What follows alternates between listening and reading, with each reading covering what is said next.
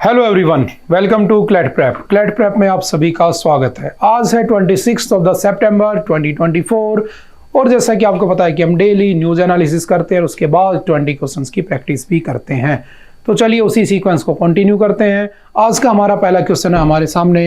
Recently Harini Amarasuriya has been appointed as the prime minister of which of the following countries. तो किस country की prime minister बनी है? तो सिंपल आपको पता होना चाहिए किसकी, Sri Lanka. Option number D is the right answer. और आप सभी को अपने अपने पड़ोसी जो आपके नेबरिंग कंट्रीज है उनके प्रेसिडेंट, उनके पीएम और उनकी कैपिटल्स के बारे में पता होना चाहिए। ठीक है, कितनी तुम्हारे नेबरिंग कंट्री है? 7 है ना। Next, who has taken over as the director general of the DG of the aeronautical development agency. तो किसने इसको ओवरटेक किया, किसने लिया है? तो सिंपल याद रखना, Jitendra J Yadav. Option number D is the right answer. Simple one liner question में इसको याद रखना है। उसके बाद है India has emerged as the third most powerful nation in the Asia. अब एक रिपोर्ट आई थी Asia power index. Asia power index में पहले नंबर पे कौन था? यूएसए।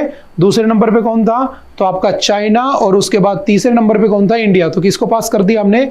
जापान को पास कर दिया। Option number C is the right answer. ये हमने एडिटोरियल में भी डिस्कस किया था।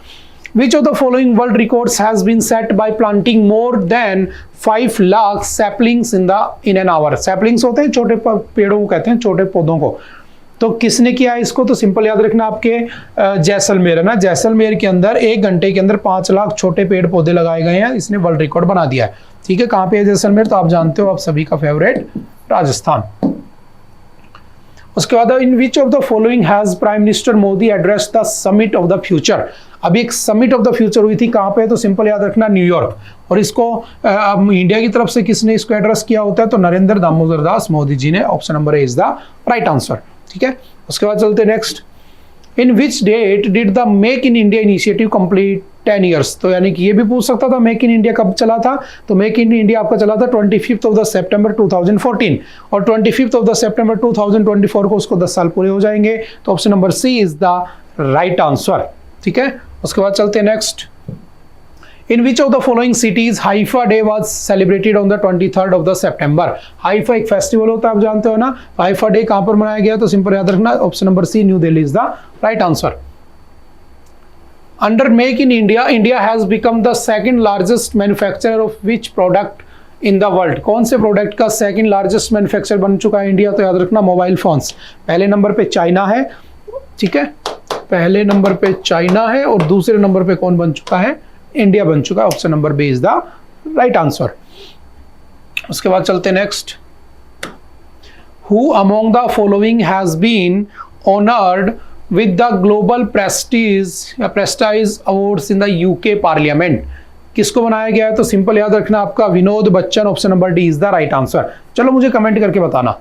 मैंने आपको हिस्ट्री की क्लास में पढ़ाया हुआ है, मॉडर्न हिस्ट्री में। जब मैंने आपको कांग्रेस स्टार्ट किया होगा, कांग्रेस की फॉर्मेशन 1885 है ना, पहला सेशन होता है, पुणे में होना था, फिर वो मुंबई में होता है, गुरु तेजपाल संस्कृत विद्यालय में, ये सब। तो मैंने आपको एक चीज़ बताई थी कि दादा भाई नेहरूजी है ना। दादा भाई नेहरूजी क्या थे? चलो मैंने तो आंसर ही बोल दिया हुआ ना। मैं ये पूछने वाला था, भारत की तरफ से पहला कौन सा मेंबर था जो यूके पार्लियामेंट में इलेक्ट होता है, पार्लियामेंट ऑफ यूके में? तो कौन था? दादा भाई नेहरूजी। चलो इसको कैंसिल करते हैं ना। चलो किस ईयर में हुए थे ये बता देना ना। ईयर आप लोग मुझे बता देना कमेंट करके, कौन सी ईयर में इलेक्ट हुए थे। ये आपका क्वेश्चन है। हु अमंग द फॉलोइंग, ठीक है, विनोद बच्चन बनाए गए हैं। Which of the following new airlines has been approved by the ministry of aviation. तो मिनिस्ट्री ऑफ एविएशन उसने एक नई एयरलाइन को अप्रूव किया। क्या नाम है उसका? तो सिंपल याद रखना, शंख एयर। क्या नाम है उसका? शंख air is the right answer. In which of the following states the first gas-based Yelahanka gas power plant has been commissioned? तो कहां पर हुआ है? तो simple option number A Karnataka is the right answer. Karnataka Bharat का पहला स्टेट बनाया है जिसके अंदर पहला gas based Yelahanka gas power plant लगाया गया है। तो option number A is the right answer. Where among the following has Tata Steel started the country's largest blast furnace? Tata ने अपने इंडिया का सबसे लार्जेस्ट ब्लास्ट फर्नेस कहां पे स्टार्ट किया? तो option number B Odisha is the right answer. Factual data है। ठीक है, उसके बाद चलते next. Where among the following has the 10th Commonwealth parliamentary association India region conference started? तो कहां पर हुई है? तो सिंपल सा आप इसका आंसर कर सकते हो। कौन सा? Option number D New Delhi is the right answer. Which of the following airports will be renamed as the Jagat Guru Sant Shreshtha Tukaram Maharaj international airport? तो कौन से एयरपोर्ट का नाम बदल कर बताइए जगत गुरु संत श्रेष्ठ तुकाराम महाराज इंटरनेशनल एयरपोर्ट रख दिया गया है? तो ऑप्शन नंबर सी, जो पुणे एयरपोर्ट है उसका नाम बदल के क्या कर दिया गया है? तो सिंपल याद रखना वन लाइनर में, जगत Guru Sant Shreshtha Tukaram Maharaj international airport. Next, in which of the following will finance minister Nirmala Sitharaman attend the AIIB Asian infrastructure investment bank annual meeting? तो कहां पर इन्होंने अटेंड किए? तो Uzbekistan, option number B is the right answer, Uzbekistan is the right answer. Who has been appointed as the next vice chief of the air staff in September 2024? किसको बनाया गया next vice chief? तो simple याद रखना option number B, air marshal SB Dharkar, इनको क्या बनाया गया? वाइस चीफ बनाया गया। ठीक है, सिंपल याद रखना। Where is the UP International Trade Show 2024 held from September 25 to 29? कहाँ पर हुआ है यूपी इंटरनेशनल ट्रेड शो? तो सिंपल आपका कहाँ पर? Greater Noida, option number C is the right answer. उसके बाद चलते next, in which country of south east Asia gay marriage has been legalised recently? देखो इंडिया में अगर पूछे तो इंडिया में आपने पढ़ा होगा LGBTQ+ कम्युनिटी ना, लेस्बियन, गे, बाइसेक्सुअल, ट्रांसजेंडर, क्वीर कम्युनिटी, इनका अगर स्टेटस पूछे तो याद रखना हमारे यहाँ पर जो आपका होमोसेक्सुअलिटी है, ठीक है, होमोसेक्सुअलिटी तो क्या है? लीगलाइज है। ठीक है, इसको लीगलाइज कर रखा है हमने, लेकिन यानी कि क्राइम नहीं है, डिक्रिमिनलाइज कर रखा है ना, नवतेज सिंह जोर वाले केस में हमने पढ़ा था।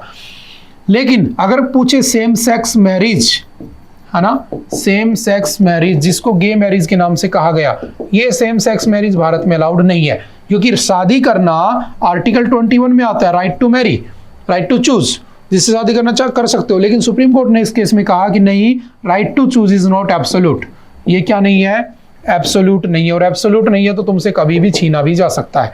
तो भारत में क्या स्टेटस है? नॉट एब्सोल्यूट, अलाउ नहीं है। पार्लियामेंट के ऊपर डिपेंड है, कोई लॉ बना के कर दे तो कर दे। और ट्रांसजेंडर्स प्रोटेक्शन एक्ट कब आया था? याद रखना, ट्रांसजेंडर्स प्रोटेक्शन एक्ट कब आया था? 2019 में आया था, सिंपल से याद रखना, 2019 में। ठीक है, और किस देश ने गे मैरिज को अलाउ कर दिया? साउथ ईस्ट एशिया की पहली कंट्री कौन सी बनी है? तो simple Thailand, option number C is the right answer. ठीक है, थाईलैंड में ये अलाउ कर दिया गया है। ठीक है, Who has stopped the recently released Asia Power Index? तो पहले पे कौन है?